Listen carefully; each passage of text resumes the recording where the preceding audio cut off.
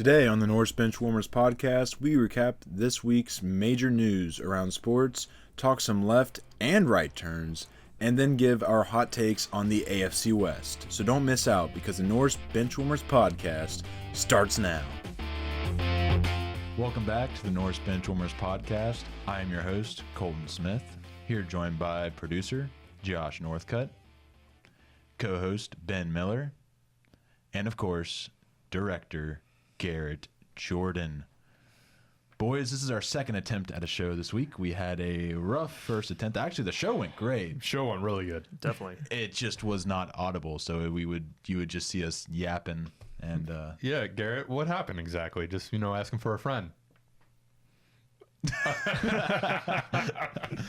So we got a little bit of stuff that we switched up, but for the most part, we got the same talking points on the docket for today. So let's go ahead and get started with our Cincinnati Reds. And I have a little, it's not a poem, but it's just a little recap here. This week in Reds pain is what I call it. We swept the Yankees, but then we got swept by the Tigers. We made a trade for an outfielder, just like Josh asked. But he's like a 200 batter, no different than any other outfielder we had. To be fair, we needed the depth. But at least we're playing the Rockies. What do you guys think? For me, this is just becoming frustrating. I'm almost sick and tired of winning and losing and winning and losing.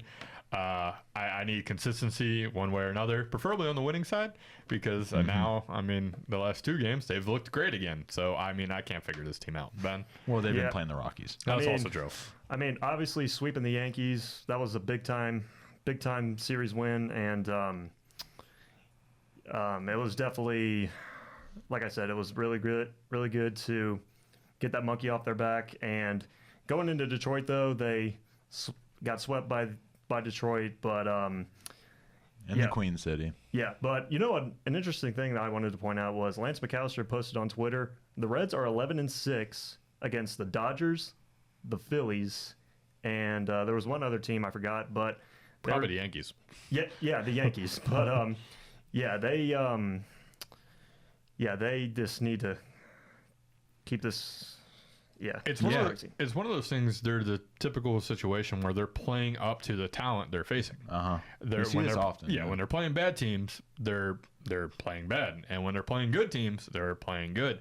And it's just it's beyond frustrating. But you know what, Mister Always see the positive. I'm just going to throw it to Garrett and see what Garrett thinks about the whole Red situation. Does he always see the positive? Do I always see the positive? When it comes to the Reds, usually, yeah. You're the only one who You're the only one who didn't hit the panic button when the rest of us were. Did end up hitting the panic button when we got back. True. I did, and I think I'm like feathering the panic button right now because, like Josh said, all the Reds need is just a little bit of consistent play. They have breakout games where their offense scores like 7+ runs, and those are obvious. Well, I won't say obvious, but those will more than most likely be wins for the Reds, and then they'll come out the next day and be shut out by a pitcher nobody's heard of. So these just like the Reds need to have consistent play if they want to make a push for the postseason this year, especially with the NL wildcard picture looking like it does right now. Because guaranteed after the All-Star game, a couple of these teams are going to fall out, and I'm hoping that one of those teams is not the Reds. So they just need consistent play. Fair enough. And I do want to throw out there is a scary stat that I've seen. Since you're talking about teams falling out, also talk about a team possibly coming on. The hottest team in baseball since I want to say it was May 17th, is the St. Louis Cardinals. That is not good. That's not good for us. That hits home. But you know what? There is some really, really, really good news, and I know the stat man Ben has some stats on Rees-Hines. Yes. So Rees-Hines, his first two starts in the Reds uniform, he was 5 for 8, 2 homers. First Red to hit 2 homers in his first two starts, 2 doubles and 1 triple. So I feel like this is a great call up for the Reds. I feel like Hines, in the future, he's going to make an incredible impact on this offense. So we'll see what the future holds for sure. I'm going to say, as me, I was a fan of this guy for about 2-3 years when I started watching him come through the system. just be prepared as a Reds fan. Everybody keeps saying it, but I'm just going to reiterate it. He is going to strike out, and he is going to go through slumps. It's the kind of guy he is. He either hits the ball really, really far away, over the Kroger K sign, or he may strike out occasionally. But I'm telling you, he can be the everyday outfielder that we're looking for in this team. Yeah, I mean, when you put it like that, he fits in with this Reds team for sure. But let's move on to some NBA. Not a ton of news in free agency, but the big one was DeMar DeRozan to Sacramento. Now, this is a trade that I found questionable from a spacing standpoint, from just all around offensive standpoint, and definitely defensive standpoint. But the more I thought about it, I thought about what DeRozan brings to the table. He brings a winning attitude, even in the losing seasons at Chicago. This guy always gave it 110%. He is another elite clutch scorer. He probably would have won clutch shooter of the year before Fox won it, if there was an award.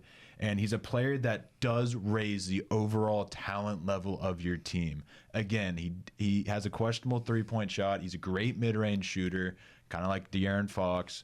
But I question the fit, definitely defensively, definitely offensively. It's been a while since he sat down in a chair, but all in all, it's not a net negative. It's a net positive for the Kings. And what do you guys think about it?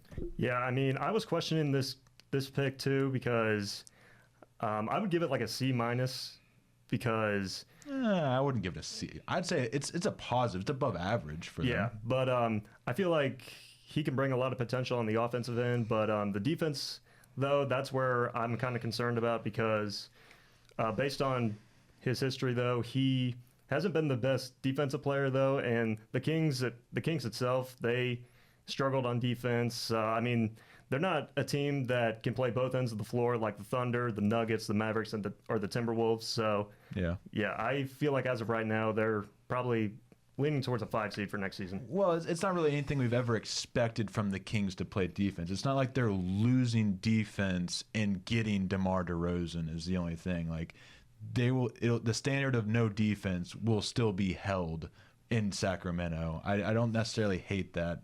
At least you have a better offensive player in placement of like a Kevin Huerter or something. Yeah, the only thing I want to throw out there is I don't love it, I don't hate it. I'm going to play it out and wait to see if it makes De'Aaron Fox happy. Then that's what is going to make the Kings better in the long run. But don't sleep on Harrison Barnes and another veteran presence going to the San Antonio Spurs. Yeah, that's another great point. CP3.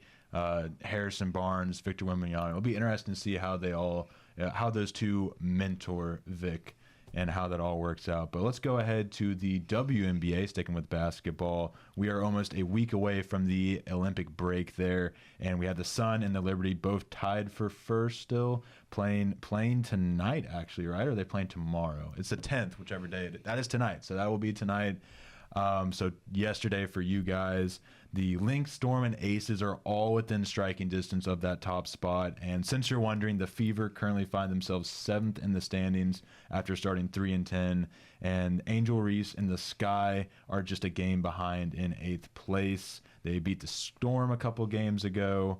It's interesting to see how this is all forming up. There's also some record-breaking stuff going on I know you guys want to talk about.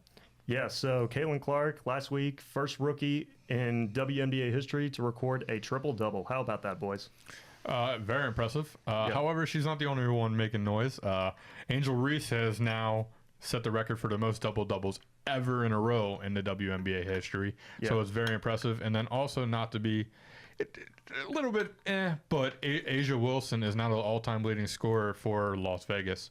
So it'll be interesting to see kind of what happens with the WNBA. The thing that's really interesting, though, is 7 teams are currently over 500 in the last 10 games. Yeah, but back to Caitlin Clark here real quick.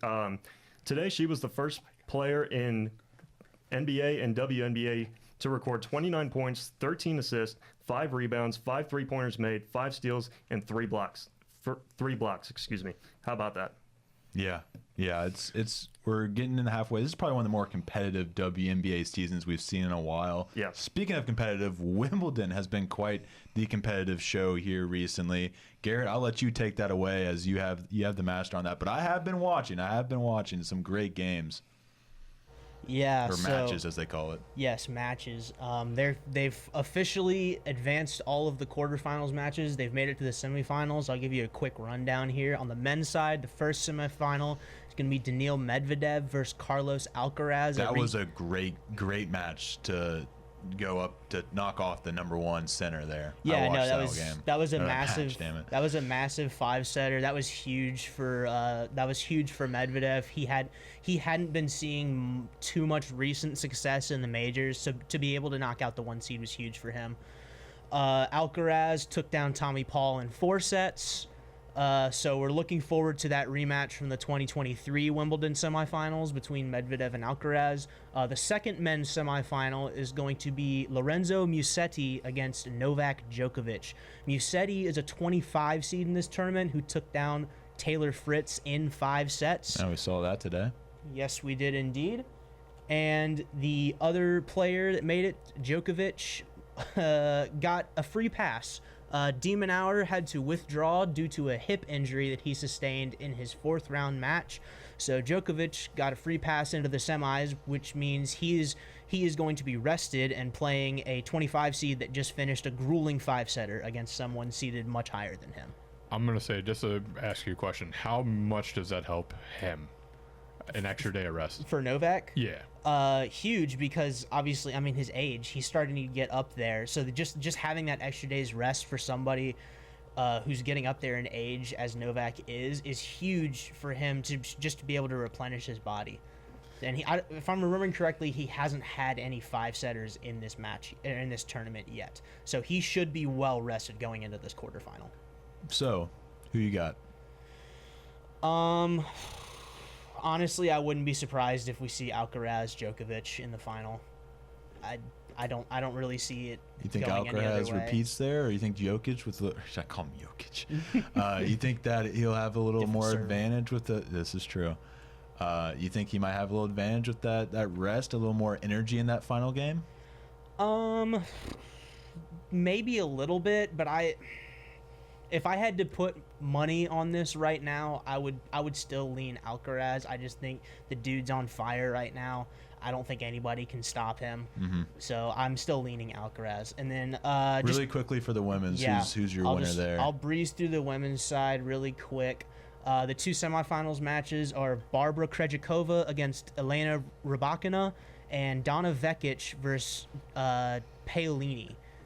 And this will be Donna Vekic's first ever major semifinal against 7-seeded Paolini out of Italy. So that should be an interesting match to see how that one will pan out. And then Krejcikova's had a really good tournament, but Rybakina's won this tournament before. So I think both women's semifinals could be competitive, especially with the momentum Vekic is carrying. I see Rybakina repeating, honestly. All right. You heard it here first, folks. Don't use that as actual betting advice, but maybe. We'll see. I'm excited to see that, though. See some big games in Wimbledon. But it is time for our winner's circle. We'll see who wins at Wimbledon, but it's time for our winner's circle this week. Ben, I'll let you start. Who's your winner? My winner this week is Alex Bowman, the showman, breaking that 80. You took mine. I'm sorry. Yeah, it's all right. Yeah, he broke his 80-race winless streak. So congratulations to Alex Bowman for getting his first win of the season in Chicago. For me, it is Paul Skeens. He became the first player in MLB history to make the All-Star game in just 1 year after being the first overall selection. Colton. Time to put some respect on that man's name. Listen. You know, just as a general sports fan, I see a rookie come up. I'm not going to right away in his first couple games give him that top 5. But yeah. Garrett, Let's put some respect on brother's name. Garrett, quick question. Should he be the starter for the NL? No. I don't think so. I disagree. Who do you think it should Really? be? Honestly, right now, I'd probably lean Zach Wheeler. That's fair. That's fair. But Paul Skeens is the answer. Well, we got it on you. Who is your winner? Well, My you winner? threw it You want to away. ask me my winner? All right. My winner, I'm going to take us into the land of golf. You love to take us there. I do. Hayden Springer. This is a name that you people should know. Just kidding, you won't. No Jerry Springer. Sad story with him. Lost his 3-year-old daughter last November to a genetic disorder, and this year he had missed 6 of his last 7 cuts. But this past Thursday at the John Deere Classic, he shot a 59, which has only been done 15 times in PGA Tour history. So my thoughts and prayers go out to Hayden Springer, and a big congratulations for doing something that very few golfers have managed to do. And then, like I alluded to earlier, my winner was Alex Bowman, who I think maybe for a little different reason, as this is one of the biggest, maybe the biggest win of his career, of snapping that winless streak, getting back on the win column. And I'd like to see him hopefully turn a corner, break the ice, and win a couple more races. Because no matter what he does there at Hendrick with all those his teammates, he's always going to be looked down upon when it comes to fandom. So I'll be excited to see what he can do after this win. But it is time to move on to motorsports. We'll start with F1 and then down to NASCAR. The British Grand Prix was an exciting rain race. We had two not exciting. We had 2 rain races, we'll put it that way. One exciting, one not as exciting. Let's start with the exciting first. F1. Ben, what do you got? Yeah, so Lewis Hamilton, first win since the 2021 Saudi Arabian Grand Prix. It's his 104th career win, his 9th win at Silverstone, which is the most ever by a driver in one circuit, which is absolutely insane. But going back to this race here, one thing I wanted to point out was on lap 40, Lando Norris has a slow pit stop, and Hamilton gets by, and I feel like that was the difference maker. And yeah, overall, just congratulations to Lewis Hamilton. And I feel like people questioned him, like, what's going on with Hamilton? He's not dominating as much as he used to. So yeah, just unreal win for sure. Yeah. He even admitted he was doubting himself. Like, the man won, and then literally emotions just came out. Yeah. Bawling his eyes out, hugging his dad. Openly admitted like this is a special win because it's his home race. It's been 940 plus days. It was just a special event, and it was really awesome to see that possibly it's his last win for Mercedes. But with the way the season's going right now, I don't fully know that there's no reason they can't win another race. No. Mercedes and McLaren are definitely catching up to Red Bull. We're seeing some cracks form in that Red Bull dynasty, which has me very intrigued to kind of tune in a little bit. I'd say Max pretty much has this championship in the bag, barring a crazy collapse. But, I mean, I definitely will be tuning in next season a lot more to see if McLaren and Mercedes can continue this progress. And it feels like maybe Lewis jumped ship a little. Ferrari. Ferrari could come on, man. Could now they? With I feel like they do every year, though. With Lewis going over there, absolutely they could come on. I 100% agree for sure. Okay. And who knows? Maybe this could be a fresh start for Lewis Hamilton after, like I mentioned, after going 2 or 3 years without winning. 945 days. 945 days. Exact. I mean, it has. Like I said, we haven't seen the same Lewis Hamilton that we're used to seeing, with him dominating every single week. Yeah. But I feel like with this move to Ferrari next year, who knows? He can potentially get back to his normal self. But you mentioned the crack and Red Bull. There's heat coming off of a certain seat. Yeah. So I can kind of feel it all the way over here. yeah. So 6 winners this season now. Max has 7. Carlos Sainz, Lando Norris, Leclerc, Russell, Hamilton all have 1. There's a name missing there. Colton? Logan Sargent? No. Sergio Perez. Checo. Yeah, which is huge because when you're driving Red Bull, you got to find a way to win at least one of these races. If you're not going to win, at least be right there in second every time. For sure. And I don't remember the last time he was in a race, like his best finish over the last, because every time I turn around, he's qualifying poorly.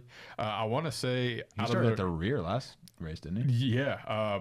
Sargent has out-qualified him in like 6 races this year. I was just being sarcastic when I said that, but here we go. No, that's a legit. No, Sargent legit has out-qualified him 5 or 6 times this year.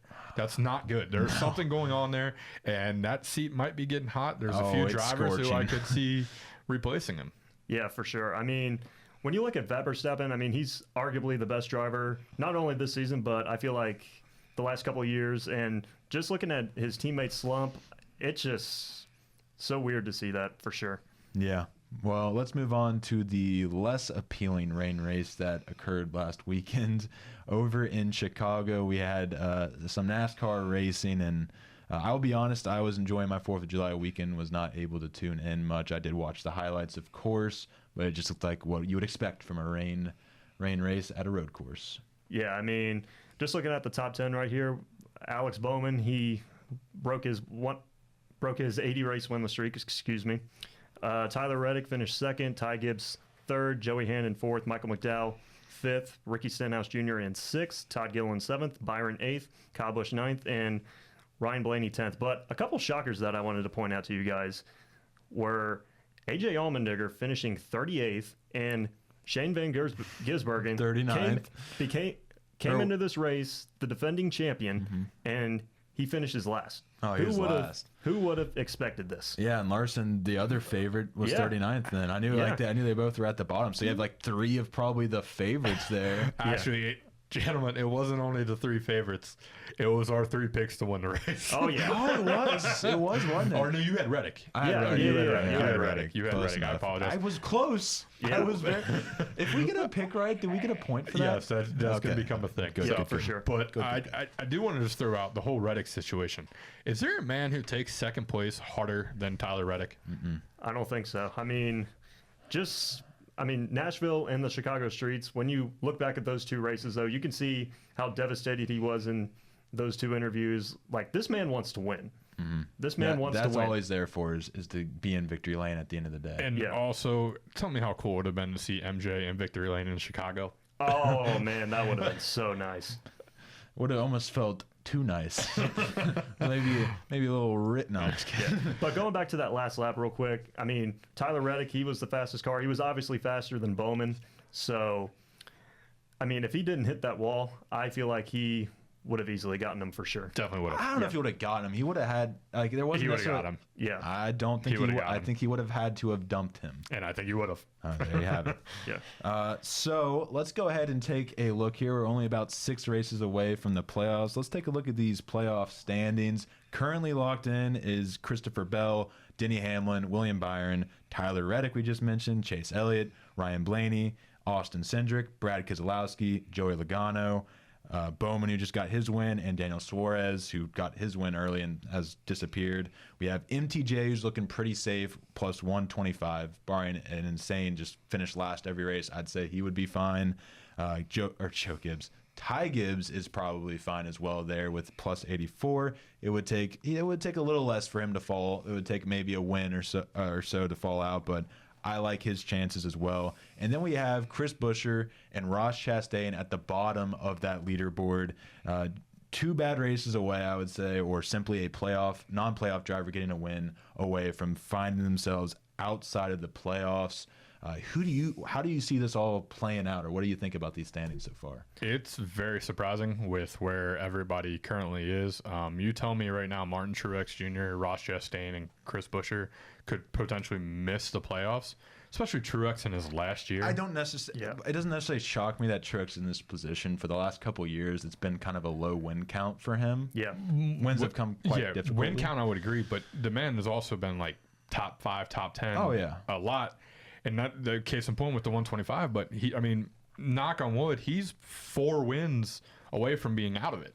Yeah. If he's not one of them. This is true. Yeah, for sure. I mean, great season overall for Martin Truex. Like you pointed out, 125 to the good. So, and plus, he was robbed of a win in Richmond. So Yeah, absolutely. I feel like he should have won that race. But Yeah.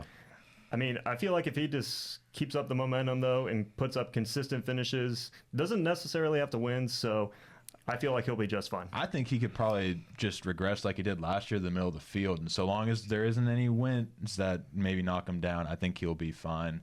But that, you made that point about he's been very consistent in that top 5, but that's just a product of our system. We don't care about top 5s. You can have 36 top 5s, or I guess it would have regularly be like 26, 25. 26 top 5s and not even make the playoffs in a real world. I mean, that's crazy statement, but in reality, that's just what we promote when we have a win in your end system. Well, the races remaining: Pocono, Brickyard 400 in Indy, Richmond, Michigan, Dayton, and Daytona. Daytona. We have a new Dayton race. Daytona and Darlington And are Dayton what, Flyers are what Arena. it remains. With those names, obviously Daytona is a wild card race. Anybody course. could win that. Absolutely. And I'm going to put the Brickyard 400 as a wild card race this year because it's a situation where it's coming back. A lot of these drivers haven't raced there before on it. So with that being said, if you could pick maybe an outsider or even one of the 4 that are currently in, who could steal a win to get in the playoffs, Ben? I'm looking at Chris Buescher. I mean, he won at Richmond and at Michigan last year. So I feel like those can be 2 really good tracks for him to come back to and potentially get a win to lock himself into the playoffs. But I also want to look at Daytona. Todd Gilliland and Bubba Wallace, both great super speedway racers. I mean, Bubba Wallace, we've seen him run up front at Daytona and Talladega, always be in contention along with Todd Gilliland. We've seen that a couple times from him this year. So those are my guys to keep an eye on when it comes to playoff time. Colton? Yeah, I like Chris Buescher. That Chris Buescher take. You look at what he did last season. He was kind of had a slow start, and he got to that second half of the season, got those 2 wins, and was searing hot there for a while. So I kind of like him to turn that corner. The tracks definitely line up for him there. You know, looking down, you got Bubba Wallace. I think he can probably point his way in if like a Ross Chastain were to fall or something like that. Also, Daytona, he's always going to be a factor there. I know Josh likes Kyle Busch at Daytona. I do. He likes the vibes on that one. I don't know if I like those as much. Todd Gilliland at front row is always going to be a factor. Noah Gregson, Ricky Stenhouse could even at Daytona. That's the beauty of it. Yep. If I were to pick one outside of Daytona, I would probably go with Chase Briscoe. Where at, I'm not sure, but I do kind of like the vibes in that 14 car. I can tell you where. Oh, I know you can tell me where. I can tell you where. I'm telling you right now, either Josh Berry, Chase Briscoe, or Noah Gregson are going to victory lane. I love in how Indy. we just ignored the Oh, existence of Ryan we're not Preece. talking Ryan Preece. But no, one of those 3 are going to victory lane at the Brickyard. Wow. Tony is going to give it one last run. He's going to be there. I'm telling you, it is going to be a special weekend, and the man is going to go to victory lane with one of his drivers. I lean Chase Briscoe because I do believe he is the best driver of the 4, but Josh Berry has been impressing me a lot lately. Definitely. I mean, what a story that would be. I mean, Stewart Haas Racing, they're shutting down the doors at the end of the 2024 season. And for Tony Stewart to finish that year with a win at his home track, that would have been mind-blowing. But especially with Chase Briscoe, excuse me. Mitchell, Indiana native, though, so that would have been great to see him win at the Brickyard. And you also were kind of laughing at me with the whole Kyle Busch thing. And I get it. He has not shown any kind of speed or anything like that. But there's one thing I do know. Richard Childress will bring a car to Daytona. It's what he does. He has always done. It might be the 8 instead of the 3. But I'm telling you, I think Kyle Busch could end up in victory lane in Daytona. And I put it out there before the show, and I'll put it out there again. I do believe Kyle Busch will win Daytona. So, again, I'll hot takes, Chase Briscoe will win the Brickyard and Kyle Busch will win Daytona. So that takes 2 spots, and now Ross Chastain and Chris Buescher are looking on the outside in. Yeah. I just think it's funny how you're trying to predict a super speedway race like it's not just a crapshoot. Oh, no, I know it's an absolute crapshoot. I do. But It's like any one of those 40 drivers have a chance to correct. But some teams just show up, which he made a great point about Todd Gilliland. I didn't think about it. Qualifying, they're always great. But I don't know, but I do think we do need to bring up the news today that came out. That's a great point. Front Row Motorsports, right? That is the proper term. I want to make sure. FRM, Front Row Motorsports. Yeah. Brought in Noah Gregson. What do you think of that? I like Noah Gregson on that team. He's been a journeyman in NASCAR these last couple of years. I believe it's the 5th different Cup team he has raced for in the last 5 years. Or was it 3rd? Third. Okay. Yep. Bob Proctor said something about 5. He might have counted part-time as well. Yeah, part-time. Part-time, I think it counts up to 5 because he ran for colleague.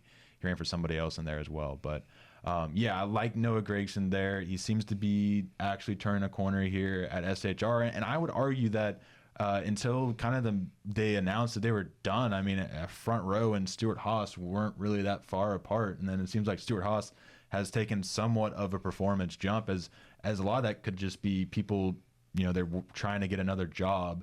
But yeah, I feel like going into this season, I had Front Row above Stewart Haas Racing in the team standings or whatever you want to call them. So I like this move. And what is it? The 34? Is it? They didn't even announce the number. Then I would assume 34, unless they're like thinking, oh, let's retire it for McDowell. No, I doubt that. They don't retire numbers in NASCAR. No, I'm aware. Yeah. The 3 is out there. The 24 or the 43. Just the 48. sometimes when they bring in a new guy, they want to do a new era, they'll bring in a new number. Kind of like when they brought Larson in for Well, the I mean, 5. there's going to be 4 new numbers out there, so maybe they just bring 10 with him. Yeah. I mean, that'd be interesting, but I don't know. 34 is so iconic. I couldn't see them going away with it. Yeah, but overall, though, I'm glad Noah Gragson is heading to Front Row Motorsports. This is a thing that I predicted that would happen for Gragson. I mean, with, like I mentioned before, Stewart Haas Racing shutting their doors at the end of 2024. Noah Gragson needed a ride, and what perfect place than Front Row Motorsports? I feel like that'll be a team that he can prove himself in years to come, so we'll see what happens. That leaves one more Stewart Haas Racing driver without a ride in 2025. Does he get an Xfinity ride? I think so. He's proven that he can perform well at Xfinity Oh, level. absolutely. And I mean, if what's his face who drives for Childress Racing can, or no, the other Stewart Haas guy, Riley Herbst. No, the other one. The other one, Custer. Cole Custer. Cole Custer. Yeah, if Cole Custer can get a ride, I'm pretty sure Priest can get a ride. Oh yeah, I bet Dale Jr. picks him up right away. I mean, that's why Priest got to the Cup Series so quickly early, is that he ran a part-time schedule for Joe Gibbs and looked crazy in that, and then he got to JTG and it's just kind of sat there for a while, and it just hasn't been the same. But yeah, I think he could really be a championship threat if he were to get a good fast ride in the Xfinity Series. And then one last question. How serious do we think Front Row Motorsports can be? That's hard to tell. Yeah. It really is, because they've definitely taken a step back this season from the what we saw last year and the year before that. It'd been, up until then, they had been exponentially like getting better, and this year they've certainly taken a step back. May that be a lame duck year for McDowell. Gillen has looked better, so I like the progression there. So I think it maybe it's more just a lame duck year for McDowell. It'll be interesting to see how that all goes next year. Ben, quickly your thoughts? Yeah, so one thing that I am concerned about for Front Row, I mean, obviously Michael McDowell, he's leaving that team to go to Spire next year. So I feel like his leadership was so beneficial to that team the last couple of years. And like you mentioned, Todd Gilliland, he's been running much better.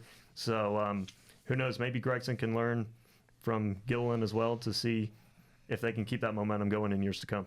Yeah, with Spire kind of getting Ronnie Childress, getting all these big names, it's going to be interesting to see them kind of raise their ranks and see who they surpass to get up there. Right, for sure.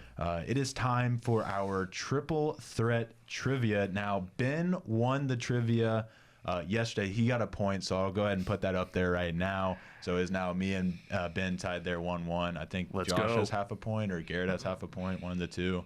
Ben got a tennis question right, so and that's not like a knock on Ben. If I were to get the tennis question right, that would be impressive as well for me. I never thought I would ever get a tennis question. Yeah. So And no, it was not trying to pronounce the name right. yeah, it wasn't a name pronunciation. It was legitimately a tennis question. He guessed it on the first try, got it right. But Garrett has another question here prepared for us, so let's see what he's got. Gentlemen, it's another tennis question. Come on. Yeah. I knew it was. Like, there's no way he's gonna. It's yeah, Wimbledon. He has to. That's the Go ahead, vibes keep going. right now. Let's go. Hear it. All right. So, Lulu Sun made it to the quarterfinals of Wimbledon as a qualifier. Now, this got me thinking. Has any qualifier for either the WTA or ATP ever won one of the 4 Grand Slams? So is it just yes or no? Yes or no, but if you guess yes, name me a player. Or not, if you don't know any players. I'm definitely going to say yes. I think we all will say yes. Was it? What is her name? I want to say she took enough break. Was it Serena Williams? No, it was not Serena. Then I got nothing. If I know the player and I look her up in the bracket, do I still get a point? I know, it's the player that lost to Sun. It's kind of cheating, but I'll give you a half a point. It's like Raduso or something like that. Was it? Hold on, is he right? It's the one who lost to Sun. Yeah, it's the one who lost to Sun. She did at the U.S. Open. Let me double check here. Yes. There it is. Okay, he gets it right. That's bullcrap. Let me say the name. Or can you say it first? Emma Raducanu. Emma Raducanu. Yes. Can She we- won the 2021 U.S. Open as a qualifier. All right, I'm upset. I'm down 2-1-0. So, you know what? Let's just talk some football. Let's move on to football as we are continuing our series of the recap or of the offseason and then a preview of the upcoming season. We move on to the AFC West, which features the Super Bowl champion, back-to-back Super Bowl champion. And we have them ranked as the second worst division in this conference. And obviously it's not for that team, but all in all, this conference is looking rough. Josh, I'll let you take it away because you have, or sorry, I meant to say who's in this. We have the LA Chargers, we have the Denver Broncos, Las Vegas Raiders, and like I said, Kansas City Chiefs. So, Josh, you want to talk about the I can't never say his name. Harbaugh. There you go. Yes, Harbaugh-led Los Angeles Chargers. Yes, absolutely. I love talking about Harbaugh, and he's my favorite Harbaugh. But anyway, so I know last week we talked about Atlanta and them having the most significant offseason. The Chargers would be number 2, correct? Yes.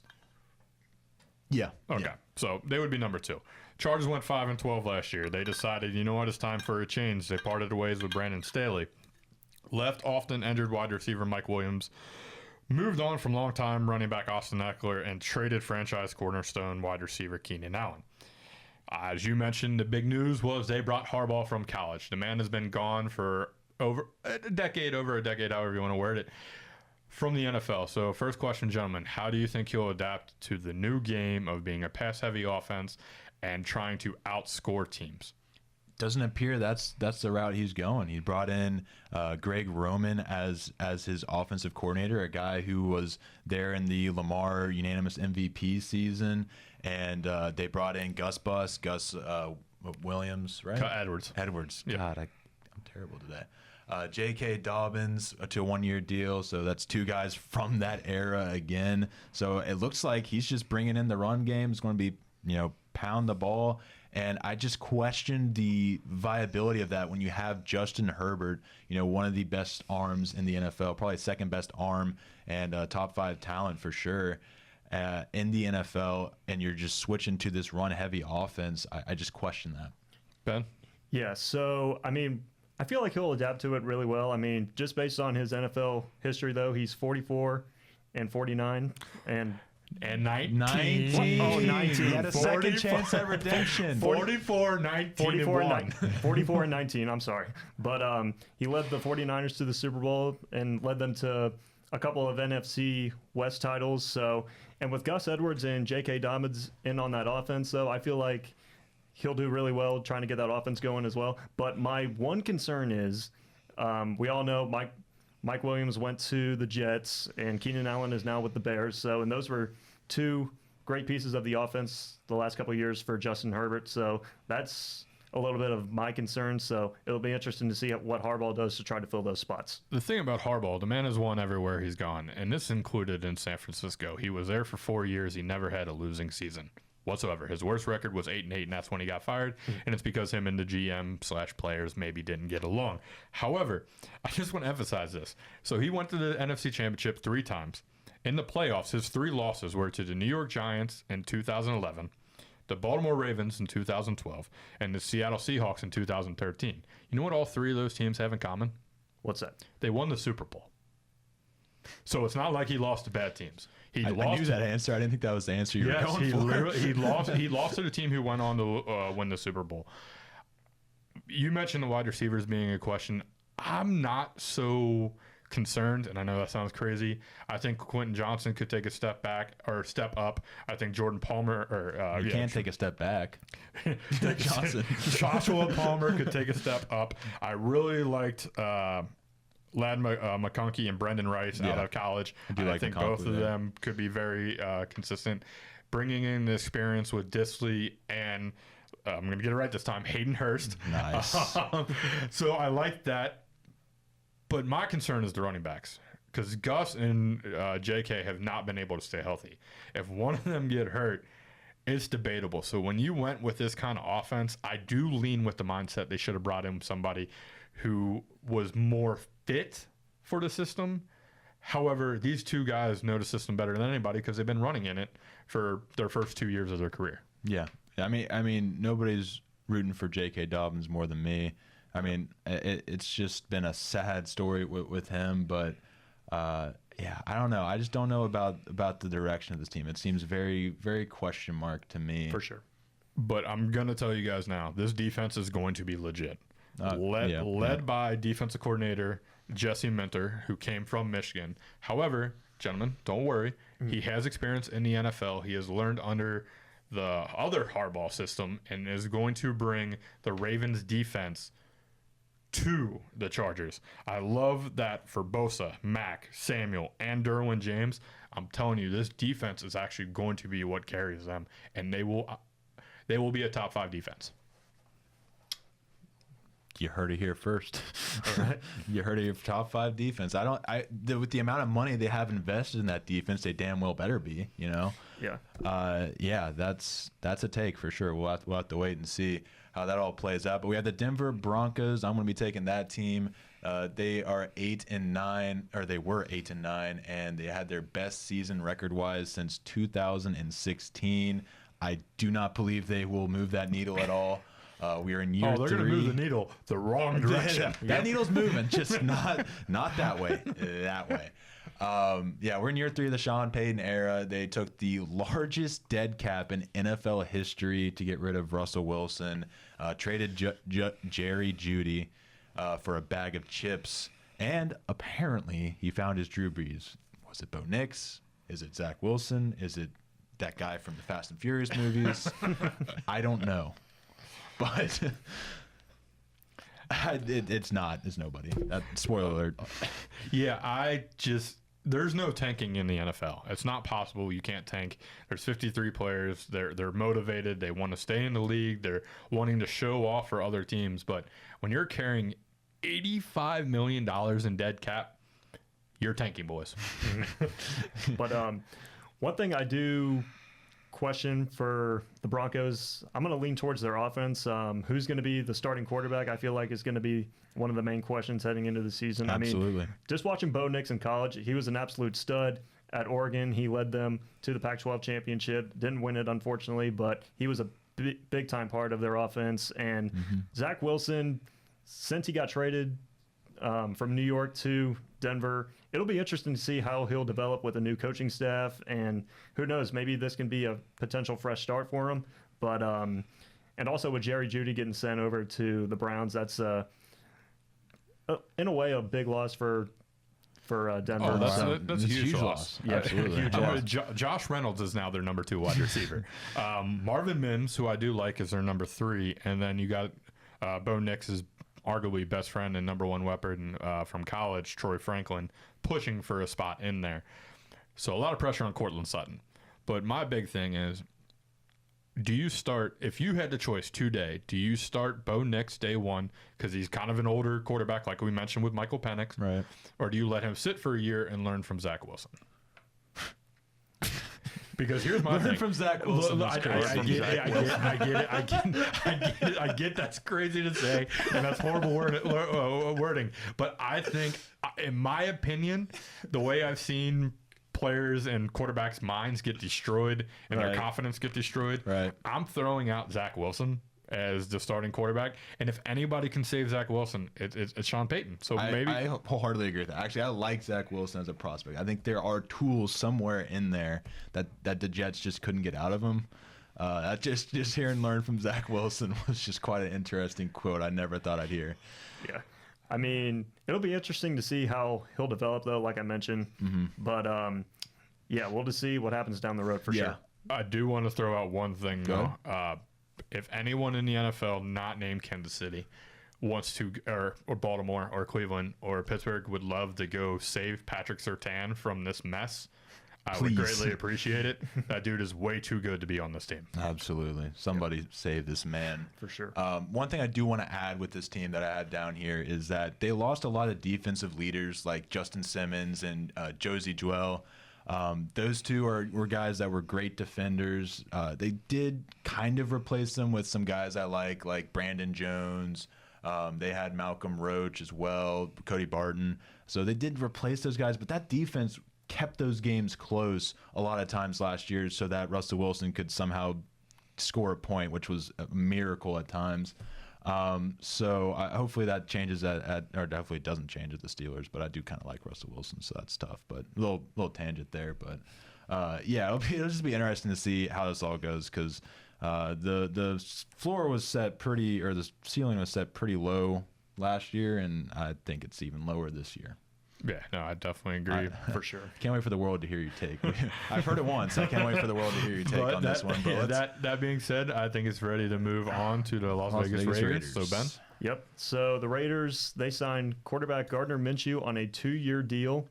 One of my questions was who's going to be the quarterback for that franchise this upcoming season? Is it going to be Minshew or Aiden O'Connell? I feel like you've paid Minshew, so he's got to be the starter. For sure. I 100% agree. So, I mean, Minshew, he was a big-time factor for the Indianapolis Colts, getting them in that spot where they can potentially compete for the playoffs. I mean, last year he had 3,305 passing yards with 15 touchdowns to go along with it. But back to the Raiders, they are going to be without Josh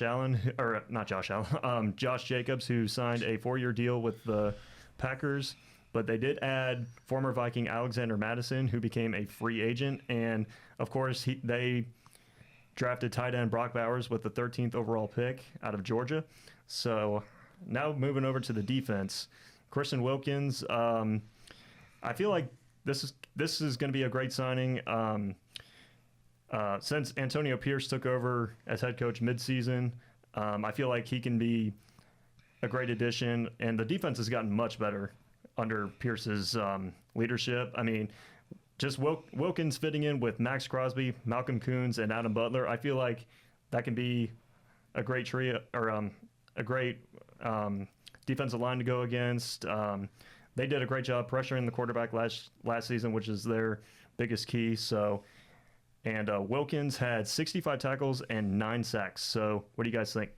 Yeah, I think the thing with the Raiders is they turned a corner when Pierce became the head coach last season. Was it lightning in a bottle? We'll find out this year. Right. But the thing about them is I don't think they got overly worse. Like, you look at the Broncos, they clearly got worse. I don't think the Raiders really got that bad. We know Pierce has a way with these guys, and they maybe overpaid a little bit for Wilkins or whatnot. But I like their running back, Zamir White. This is a guy who averaged 99 yards per game in the last 4 games of the season when Josh Jacobs was out. And with the higher volume, could be a sneaky guy to get in fantasy. I don't know what he's projected at. I'm sure Josh knows, but Not off the top of my head. no, I can honestly admit it. he'll know off the top of his head in a couple weeks. But Yeah, I haven't dug in just yet. yeah, but that's a guy when you're digging in, maybe keep an eye out for him because I like the look in the small sample size we got in a high volume role. We know that the Raiders have a knack with those running backs, but yeah, the defense is a mixed bag. But I kind of like the direction I saw them turn with Pierce. But like I said, is it lightning in a bottle? Is it not? We'll find out. Well, ironically enough, I'm going to go ahead and just bring it up again. You mentioned last week the Saints being mid. Yeah. My definition of the mid for the AFC is the wonderful Las Vegas Raiders. And I just want to make sure to put it out there, and I need the wonderful Garrett to put himself on camera. Garrett, what was the situation again that you agreed to yesterday? Agreed to? Yes, with the Raiders and Saints. What do you? I didn't agree to anything. Oh no, sir, no, sir, you did. So the hold on. So the hot take was we were joking that last week the Saints were going to be the team to go 8-1, Yeah. and then I said that the Raiders could be a team to go 8-1. Yeah. And then your exact words were Saints and Raiders play each other. Yeah. If they tie, you have a round on you. Oh, yeah, no, of course. Okay. I just wanted that on camera so when it happens. So, yeah. Okay, yeah, we that's look fair. sure it's all very right. smart. and then you just have to buy us rounds. Yes. Yeah, I think it's I a said win. I said think it's A a win-win round. situation. I said A I round. tried to sneak in the S there, but no. In all seriousness, still, Round seven. the Raiders just are mid to me. They're the Saints of the AFC. I have no other better way to explain it.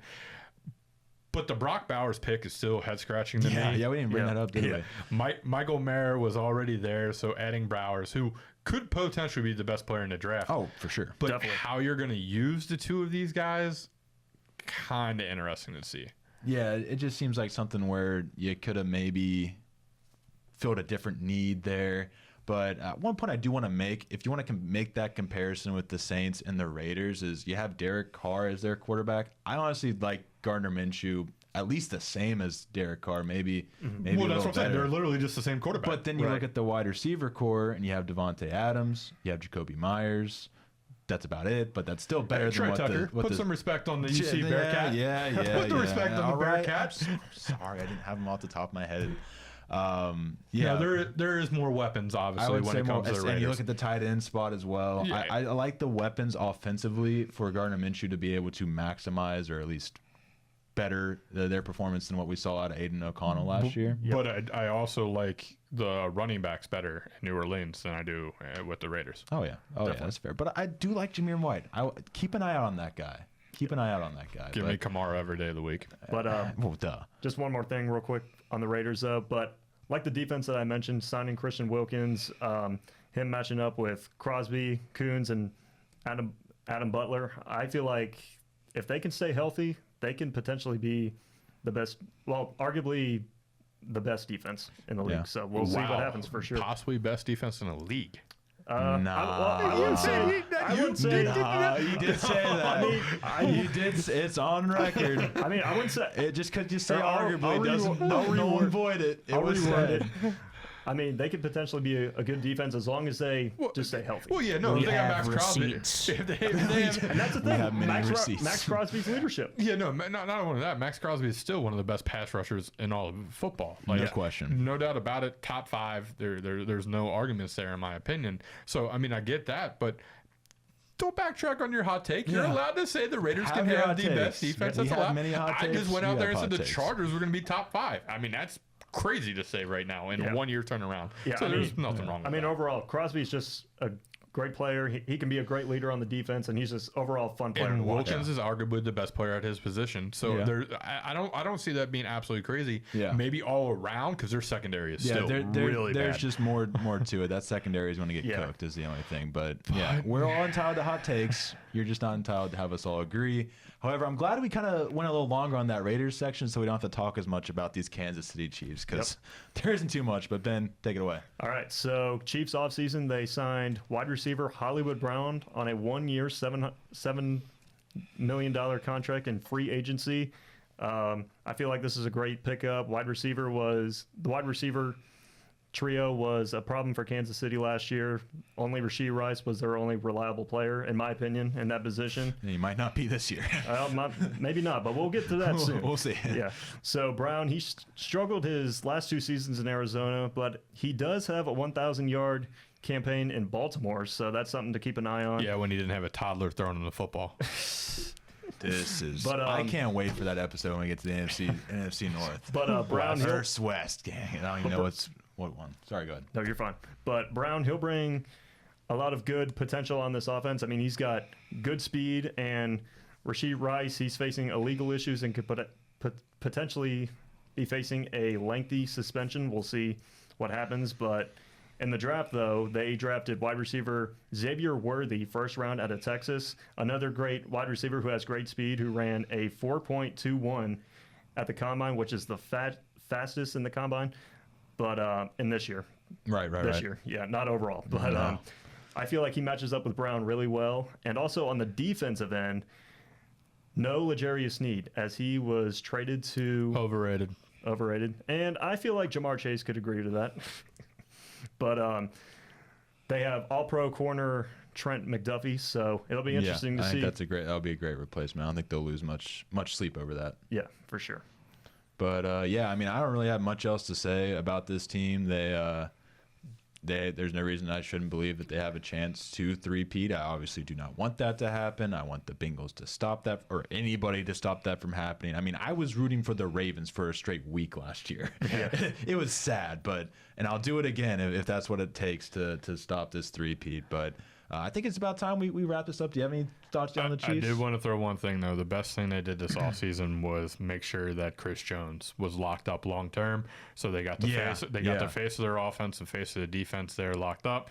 And they're also a team that's planning for the future. They drafted not one, not two, but 3 offensive linemen to replace their aging. They're good at doing that. Replacing their aging offensive line. I hate this franchise so much. They just can't. God, can they just not repeat? Yeah, that was a big thing. That was another thing I was wanting to mention was that they did keep that team very much intact and only made it better if you look at it. So, and it's a shame. But anyways, we do have a new segment of the show. We have Phil's Hot Take of the Week. We're going to bring it in with our NFL stuff for now, and then I'm sure we'll have some other stuff as we go on. But here's Phil's Hot Take on the AFC West. Look at him there.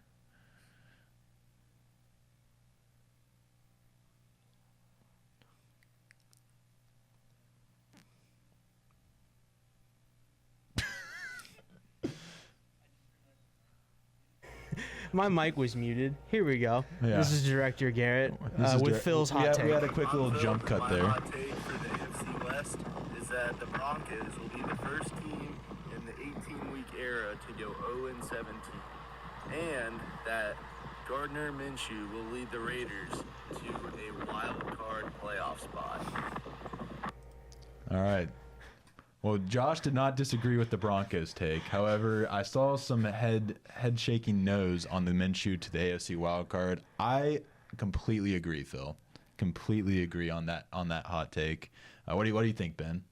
I mean, it'll be tough. I mean, with Gardner Minshew coming in as quarterback, though, I feel like there is potential. I think there's a higher ceiling than this guy gives him credit for. I mean, if he can match up well with Devontae Adams and Brock Bowers, Michael Mayer, I feel like, in my opinion, just my opinion, that this is an underrated offense that is being slept on a lot. But yeah, it'll be interesting to see. No, I love that opinion, Ben. Don't let him phase you. That's a W opinion. He just wants that ground and pound Chargers team that's going to go like 8-9. Just look what Minshew did for the Colts last season, filling in for Anthony Richardson.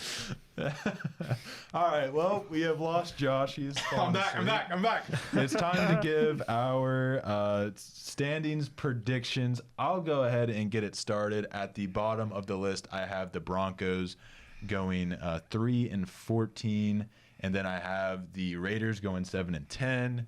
The Chargers going 8-9, nobody above 500, and then the Chiefs going 12-5. Out of those 5, is it a winner or a loss versus those Bengals? There, it's against the Bengals. It's a W. Okay, just checking. Sorry, Bengals W. I mean. Yeah. Oh, Bengals W. Okay, that's wrong. Right. Anyway, go ahead. All right, so I got the Broncos going 3-14. I got Las Vegas going 8-8. Los Angeles going 9-8, and the Chiefs going 12-5, and once again, they are the AFC West champions. Yeah, for me, it just as you guys said, it is Denver will be the first team to go 0-17. The Raiders will go 8-1. The Chargers will go 11-6, getting a wild card spot, and the Kansas City Chiefs will be the 1 seed in the AFC yet again with a 14-3 record. I'll put it on record right now. I believe that the Raiders have a better chance of getting that wild card spot than the Chargers. It's time. It's time, boys, for the 2-minute warning. We just got cut off. It's time for that 2-minute warning. Josh, take it away. Alrighty, so we just talked about the AFC West. Who is your AFC West breakout player, Colton? Give me Xavier Worthy. For myself, I'm going Las Vegas linebacker Malcolm Coons. I feel like he'll be a breakout year. Me, middle linebacker rookie Junior Colson, rookie of the year. Should MLB come up with a different competition than the home run derby since so many star players are checking out? I say yes. Ben? For myself, I'm going to say no. I mean, I like the home run derby. Nah, keep that in there. I don't see any reason why not. Yep. Who will win Pocono, Ben? I'm going with Tyler Reddick. Give me Bowman back to back. Martin Truex Jr. locked himself into the playoffs. And with the greatest game in college football coming next week, which college football game in real life are you most looking forward to, Colton? I mean, I was going to say the EA game, but I'm just looking forward to that first round of this new college football playoff. I'm excited to see what that looks like, if there's any crazy upsets. I'm a March Madness guy, so. Fair enough. I'm going with Georgia and Alabama. For me, the only answer and the real answer is Texas, Michigan. However, I will be unbiased and I will go Homer. I will be unbiased and I will go Clemson and Georgia. However, there's one more person in this. So, Garrett, your opinion, which one are you most looking forward to? For my biased opinion, it's got to be LSU, Alabama. I mean, I just feel like those two teams, not always. Yeah, Homer, shut up. I just feel like there's always such energy around that game. Even if we know going into the game Alabama's just going to steamroll LSU, there's still energy and hype going into the game. So it's the game I look forward to every year as an LSU fan. So, fair enough. Well, that'll do it for our episode this week. Thank you all for listening. Be sure to follow us on Twitter for more at the Norse BW Pod. Be sure to like and subscribe on YouTube. We are 1/3 of the way of getting to our 100 subscriber goal for our first giveaway. Thank you, Bill. Thank you, Garrett. Thank you all. Thank you, NK Media Services. And I'll see you guys in the next one. Peace out.